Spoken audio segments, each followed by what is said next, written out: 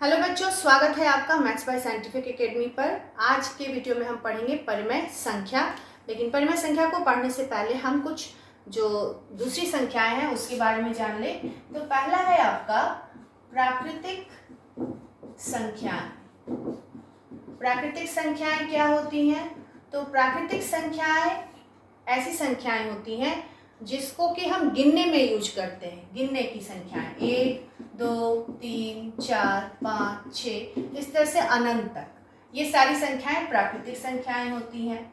दूसरा है आपका पूर्ण संख्याएं। क्या होती हैं? तो अगर आप प्राकृतिक संख्या में 0 जोड़ दें, 0, 1, 2, 3, 4, 5 अनंत तक, तो ये हो गया पूर्ण संख्याएं। प्राकृतिक संख्याएं 1, 2, 3, 4, 5 अनंत तक, उसमें हम अगर 0 जोड़ दें, आगे 0 जोड़ दें, तो ये बन जाता है पूर्ण संख्या। और तीसरा है आपका पूर्णांक यानी कि इंटीजर्स। तो पूर्णांक क्या है? तो अगर आप पूर्ण संख्या में इधर नेगेटिव यानी ऋणात्मक संख्याओं को जोड़ दें, -1, -2, -3, -4 अनंत तक, और इधर 0, 1, 2, 3, 4, 5 अनंत तक, तो ये पूरा समूह जो है ये बनाता है पूर्णांक। अब हम लोग देखते हैं कि परिमेय संख्या क्या है। तो परिमेय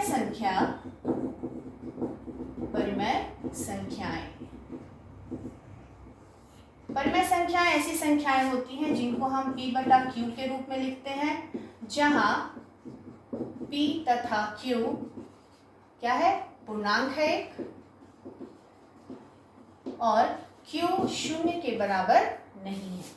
जहां P तथा Q एक पूर्णांक है और Q 0 के बराबर नहीं है, तो ऐसी संख्या को हम बोलते हैं पूर्ण परिमेय संख्याएं। अगर हम उदाहरण लें तो उदाहरण हो जाएगा आपका 2/3 -5/11 -7/-13 0/8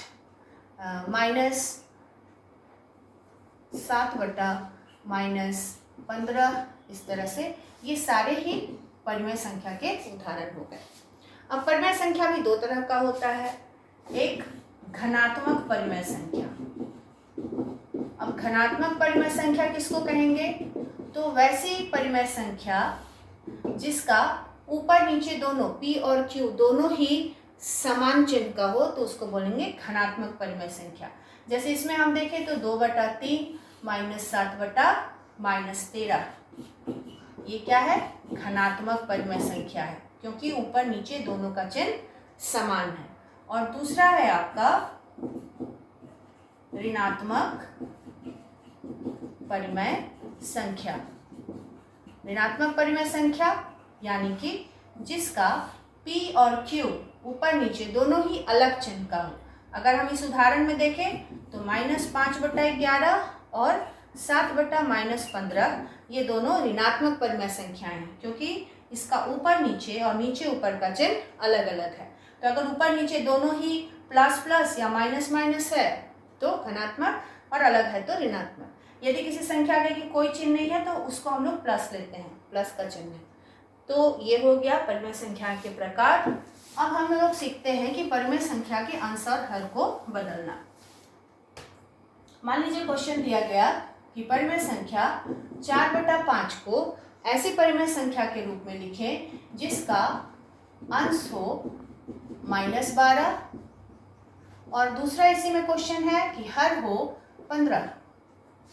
ठीक है, तो फर्स्ट क्वेश्चन के लिए हमको अंश किस में बदलना है? -12 में। तो दिया हुआ परिमेय संख्या क्या है? 4/5।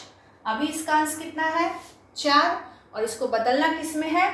-12 में। तो हम 3 से गुना करेंगे तो 4 तिया 12, और जब यहाँ माइनस लगा देंगे तो 4 तिया 12 और -12 हो जाएगा, प्लस माइनस माइनस।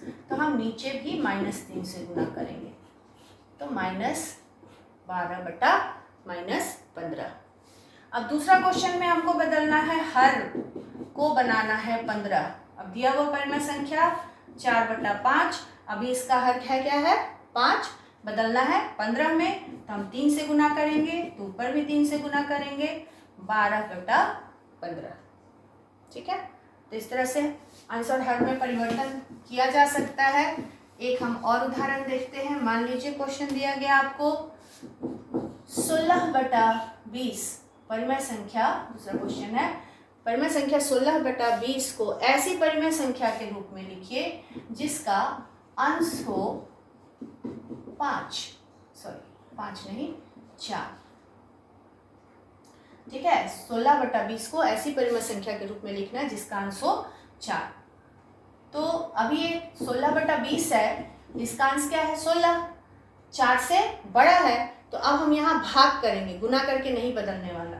तो 16 को कितना से भाग करेंगे तो ये 4 देगा, 4 से, तो नीचे भी भाग करेंगे 4 से, 4/5, 4 बचे 20।